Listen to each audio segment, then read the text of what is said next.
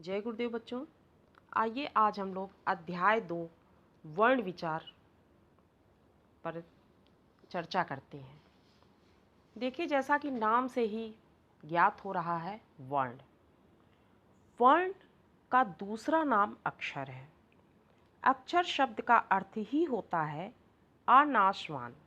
अतः वर्ण अखंड मूल ध्वनि का नाम है। वह किसी शब्द का वह खंड है जिसे खंड खंड नहीं किया जा सकता, जिसका विभाजन नहीं किया जा सकता। प्रत्येक वर्ण की ध्वनि अपना एक विशेष आकार बनाती है। इसी आकार को वर्ण कहते हैं। प्रत्येक भाषा में कई वर्ण होते हैं।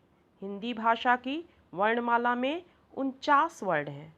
हिंदी की लिपि का नाम देवनागरी लिपि है।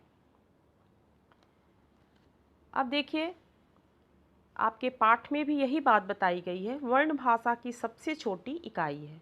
मौखिक भाषा की मूल ध्वनियों को व्यक्त करने के लिए इनका प्रयोग होता है। वह छोटी से छोटी मूल ध्वनि जिसके टुकड़े ना हो सकें उसे वर्ण कहते हैं। अब वर्णों के व्यवस्थित क्रम को वर्णमाला कहते हैं। हमने बताया कि वर्णमाला में 49 वर्ण होते हैं और इन्हीं के व्यवस्थित क्रम को वर्गानुसार रखने को वर्णमाला कहते हैं। ये कौन कौन से हैं?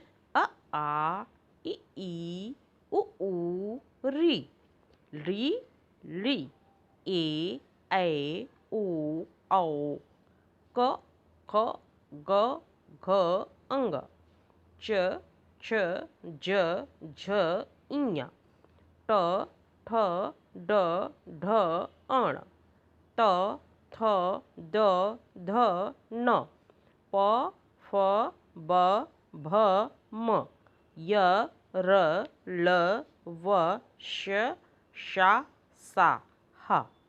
अनुस्वार और विसर्ग। ठीक है।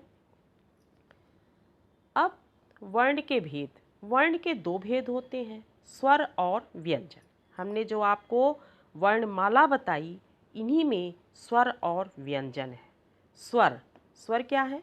जो वर्ण स्वतंत्र रूप से बोले जाते हैं अथवा जिन वर्णों को बोलने में किसी वर्ण की सहायता नहीं लेनी पड़ती, उन्हें स्वर कहते हैं। स्वर के उच्चारण में हम किसी दूसरे वर्ण की सहायता नहीं लेते हैं, वह स्वयं में ही स्वतंत्र होता है।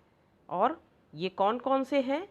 ये हैं अ, आ, ई, उ, री, ए, ओ, औ। इनमें अ, ई, उ, री ह्रस्व स्वर हैं और वहीं आ, ई, उ, री, ए, ओ, औ ये दीर्घ स्वर हैं। इनके उच्चारण में एक मात्रा के उच्चारण का समय लगता है। एक मात्रा का समय उतना कहलाता है जितना आ के बोलने में लगता है। तो इस प्रकार से कितने हो गए? स्वर और व्यंजन। स्वर की संख्या कितनी होती है? स्वरों की संख्या 14 होती है। अब आपके बुक में 11 बताई गई है, वैसे 14 होती है। हिंदी के मूल स्वरों की संख्या 11 है। आ, ई, उ, री, ए, ओ, औ। इसके अतिरिक्त अंग और अह, आयोग, वाह है, जो हमने आपको बताया कि विसर्ग और अनुस्वार। स्वर के 3 भेद हैं। स्वर के भी 3 भेद होते हैं, जो ह्रस्व, दीर्घ, प्लुत। अब ह्रस्व स्वर, जैसे कि हमने बताया कि जिन स्वरों को बोलने में कम समय लगता है उन्हें ह्रस्व स्वर कहते हैं। इनके मूल स्वर भी कहते हैं। इनकी संख्या 4 है। अ, ई, उ, री। दीर्घ स्वर, जिन स्वरों को बोलने में ह्रस्व स्वर के उच्चारण से दुगना समय लगता है वे दीर्घ स्वर कहलाते हैं। इनकी संख्या 7 है। आ, ई, उ, ए, ओ, औ। प्लुत स्वर, जिन स्वरों को बोलने में ह्रस्व स्वर के उच्चारण से तिगुना अर्थात 3 मात्रा का समय लगता है वे प्लुत स्वर कहलाते हैं। हिंदी में ऊं अथवा ओम प्लुत स्वर कहलाते हैं। अब आता है व्यंजन, जिन वर्णों के उच्चारण में स्वरों की सहायता ली जाती है। व्यंजन के उच्चारण में हम स्वर की सहायता लेते हैं, उन्हें व्यंजन कहते हैं। इनकी संख्या 33 है। उच्चारण की सुविधा के लिए व्यंजन वर्णों में आ स्वर मिला हुआ है। वस्तुतः व्यंजनों का मूल रूप क, ख, ज, झ, च, छ, त, द इत्यादि है। व्यंजन को मुख्यतः निम्न वर्गों में रखा जाता है, जैसे का से अंगा तक का वर्ग, चा से या तक च वर्ग, टा से णा तक टा वर्ग, ता से न तक ता वर्ग और पा से मा तक पा वर्ग। अढ़ ढ़ विकसित ध्वनियाँ स्पर्श व्यंजन कहलाती हैं। य र ल व अंतस्थ व्यंजन है। श श स ह ऊष्म व्यंजन है। क्ष त्र ज्ञ स्र संयुक्त व्यंजन है। आ क ख ग ज तथा फ इन्हें आगत व्यंजन कहा गया है।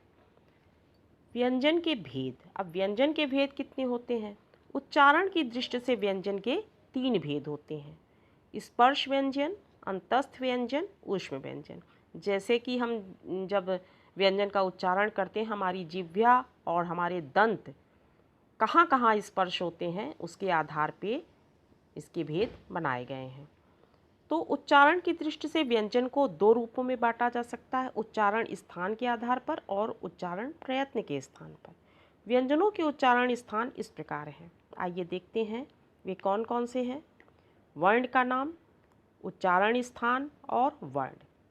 अब वर्ण का नाम है कंठ। कंठ का मतलब होता है गला, जो हम गले से बोलते हैं, जिसको बोलने में गले की सहायता ली जाती है, जैसे क, ख, ग, घ, अंग। इसमें देखिए हमारी जिह्वा पीछे की ओर जाती है और हमारे गले पे अधिक जोर पड़ता है, तो इसको कंठ वर्ण कहते हैं। फिर आता है तालव्य, जो तालु की सहायता से च, छ, ज, झ, ञ, य, श। इसमें देखिए हमारी जिह्वा तालु को स्पर्श करती है। फिर मूर्धन्य, मूर्धा। अब हमारे मुख के अंदर जो मूर्धा होता है, जो तालु से पीछे का भाग होता है, उसको कहते हैं मूर्धा। जो मुख में सबसे ऊंचा स्थान होता है मुख के अंदर, उसको मूर्धा कहते हैं। आप लोग हमारे साथ उच्चारण करके देखिए: ट, ठ, ड, ढ, ण, ण, ढ़, श। इसको बोलने में क्या हुआ, हमारी जिह्वा मूर्धा को स्पर्श कर रही है, इसलिए इसको मूर्धन्य व्यंजन कहते हैं। फिर आता है दंत, दांतों का मूल, जो दांतों को स्पर्श करते हुए बोलती है। त, थ, द, ध, न। इनके उच्चारण में हमारी जिह्वा जो है वे दांतों का स्पर्श करती है, इसलिए इसको दंत व्यंजन कहते हैं। फिर आता है वत्सर्य दंतमूल, न, स, ज, र, ल। फिर है ओष्ठ, जो होंठों की सहायता से उच्चारण होता है। प, फ, ब, भ, म। अब देखिए इन व्यंजनों को बोलने में हमारे दोनों होंठ आपस में स्पर्श करते हैं, इसलिए इसको ओष्ठ व्यंजन कहा जाता है।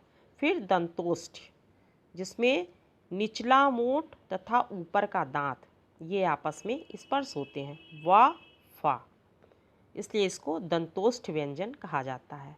फिर स्वर यंत्रीय, स्वर यंत्र ह, जो कि जैसे गले से जहाँ से स्वर निकलता है, इसलिए इसको स्वर यंत्रीय कहते हैं, क्योंकि इसको बोलने में देखिए गले से कुछ हवा निकलती है। ह। संयुक्त व्यंजन। अब संयुक्त व्यंजन क्या होता है?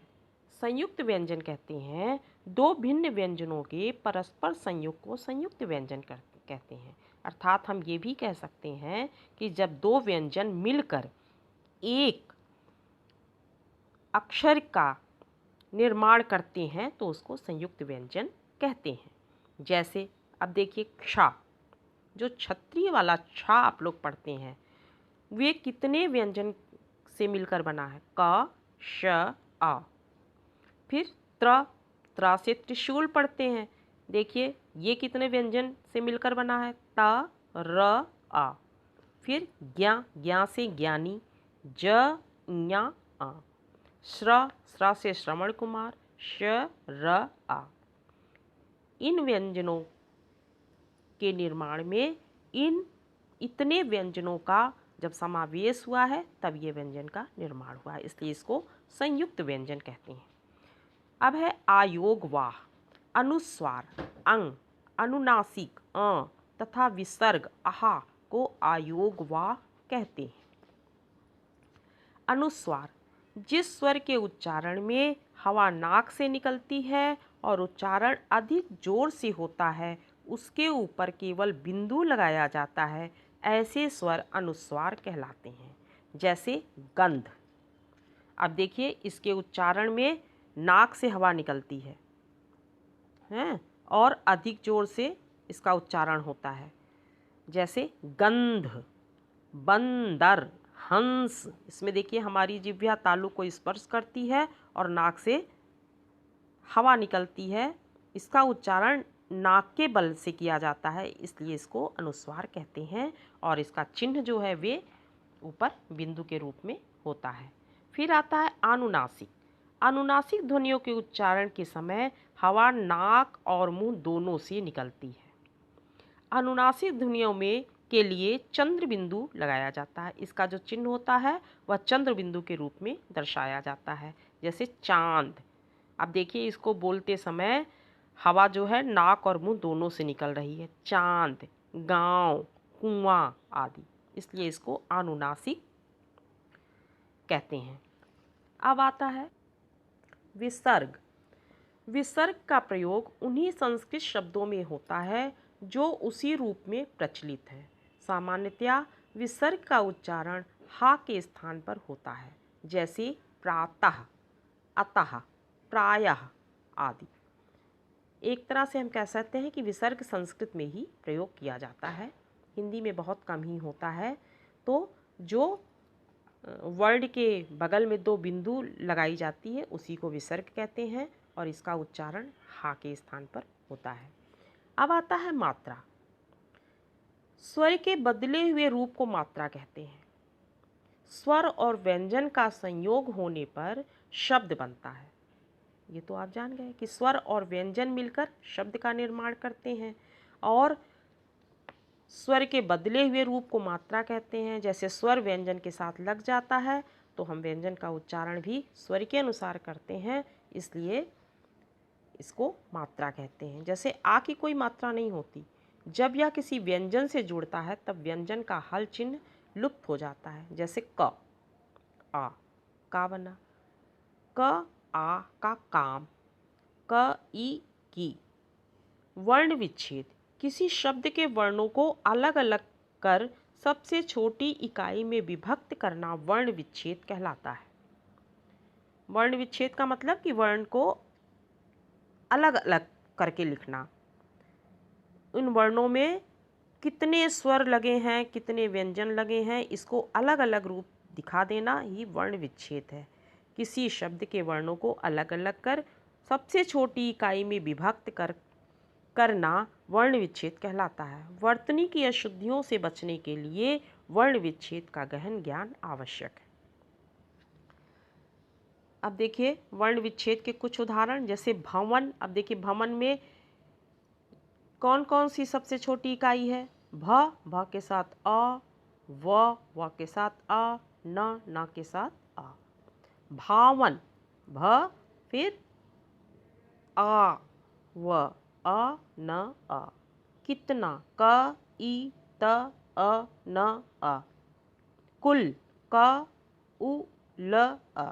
इस प्रकार से छोटी से छोटी इकाई में विभक्त कर देना ही वर्ण विच्छेद कहलाता है। ठीक है बच्चों, आशा है ये पाठ आप लोगों को समझ में आ गया होगा और आप लोग इसका अभ्यास करिए। यदि आपको कहीं कठिनाई होती है तो कमेंट बॉक्स में लिखकर मुझे अवश्य बताइए। यदि आपको कुछ सजेशन देना है तो वह भी मुझे अवश्य दीजिए और इस वीडियो को अधिक से अधिक लोगों को शेयर करिए, लाइक करिए और चैनल को सब्सक्राइब अवश्य करिए ताकि हम आपको नई नई शिक्षा संबंधी बातें आप तक पहुंचाते रहें। धन्यवाद।